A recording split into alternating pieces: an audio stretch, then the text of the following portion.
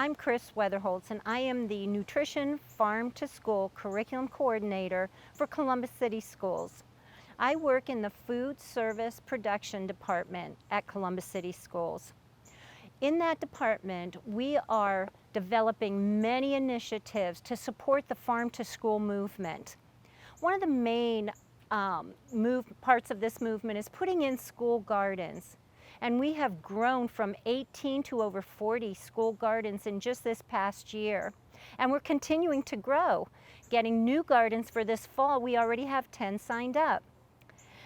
To support that initiative, we want to make sure that there is good learning going on in those school gardens. So we are providing resources and materials and lessons to go along with the garden learning.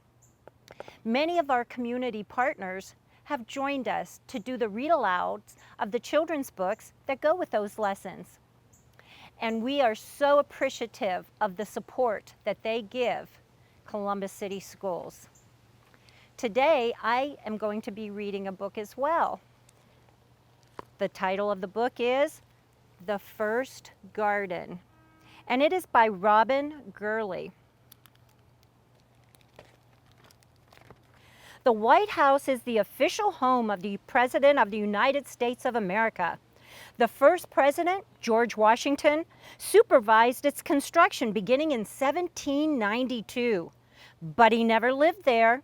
In fact, work still wasn't finished when the second president, John Adams, and his wife Abigail moved in 8 years later. Since then, each new president has made changes and additions to the furnishings, the building, and the grounds. The White House now has 132 rooms, counting the offices and 2 wings. There are 35 bathrooms, 11 bedrooms, 2 kitchens, 3 dining rooms, 1 library, 1 bowling alley, and a movie theater. The White House sits on 18 acres of land called the President's Park in the heart of Washington, D.C. The park includes the Rose Garden, where the President sometimes gives speeches, the Jacqueline Kennedy Garden, where the President often entertains informally, and the Children's Garden, which has a goldfish pond and an apple tree that's perfect for climbing. There's also a swimming pool, a basketball court, a tennis court, a landing pad for the President's helicopter, and a huge open area called the South Lawn, home to the annual Easter egg roll. Over the years, more than 50 children have lived in the White House, and the South Lawn has been their backyard and playground. Tad Lincoln, son of Abraham Lincoln, kept 2 ponies in the White House stable. Benjamin McKee, grandson of Benjamin Harris, drove a cart pulled by a goat named Old Whiskers. Kermit Roosevelt, son of Theodore Roosevelt, played fetch with his terrier Jack, one of the 5 family dogs. John Kennedy Jr., son of John F. Kennedy, liked to splash in the White House fountain. Tricia Nixon, daughter of Richard Nixon, was married in the Rose Garden. Amy Carter, daughter of Jimmy Carter, had slumber parties in her treehouse on the South Lawn. When Barack Obama became the 44th president, he moved into the White House with his wife, First Lady Michelle Obama, their daughters, Malia and Sasha, and Mrs. Obama's mother, Marion Robinson. Soon they added a dog named Bo to the family. As First Lady and as a mom, Mrs. Obama was concerned about the health of the American people. She believed we should think about what we eat and where our food comes from. And she wanted her family, all families, to become healthier by eating more vegetables and fruits and by eating meals together at the table. One day early in 2009, Mrs. Obama watched Malia and Sasha play on the South Lawn. She gazed out at the large expanse of grass where President Taft's cow, Pauline, once grazed, and where President Wilson once kept a flock of sheep, and made a decision. She would plant a kitchen garden full of fruits and vegetables right there on the White House lawn. The president thought it was a wonderful idea. Other first families have had vegetable gardens at the White House, but there hadn't been one since Eleanor Roosevelt's Victory Garden. It was planted in 1943 during World War II to show Americans the importance of growing extra food and conserving fuel to support the war effort. John Adams, 1800, President John Adams planned the first White House garden so that first families could enjoy fresh fruits and vegetables. Thomas Jefferson, 1801. President Thomas Jefferson added ornamental trees and fruit trees to the grounds. He also grazed cattle on the South Lawn. John Quincy Adams, 1825. President John Quincy Adams described the garden during his term of office as 2 acres covered with forests and fruit trees, shrubs, hedges, vegetables, kitchen and medicinal herbs, hothouse plants, flowers, and weeds. Andrew Jackson, 1835. President Andrew Jackson built the White House Orangery, a greenhouse for year-round tropical fruits. But after the war ended and food was more readily available at grocery stores, most Americans lost interest in backyard gardening. Mrs. Obama began planning for a kitchen garden right away. She would need lots of help, but she knew some very good workers. In March, on the first day of spring, Mrs. Obama invited 23 fifth grade boys and girls from Bancroft Elementary School in Washington, D.C. to come and help her begin work on the garden. White House gardeners had marked off a 1,100 square foot space on the lawn. Mrs. Obama showed the children how to dig up the grass and break up the earth beneath it. With the assistance of the White House kitchen staff, they turned the soil with shovels and spades and hands. The gardeners added organic material to help the vegetables grow and keep insects away. And beekeeper Charlie Brantz installed a beehive nearby, a home for about 60,000 bees that would pollinate plants and make honey for the White House. Seedlings were started in the White House greenhouse. Some were from seeds passed down by plants first grown 200 years ago by Thomas Jefferson. They came from his garden in Monticello, Virginia, and were donated by Thomas Jefferson Foundation. In April, the children from Bancroft Elementary came back to help plant the kitchen garden. Mrs. Obama showed them how to dig a shallow hole in the soft, warm earth, planting a seedling in it, and mound and tap the soil around it for support. On hands and knees they worked, carefully placing young shoots of Thomas Jefferson lettuces, cabbages, and spinach. They planted parsley and thyme, eggplant and cucumber, carrots, kale, and sweet potatoes, raspberries and blueberries.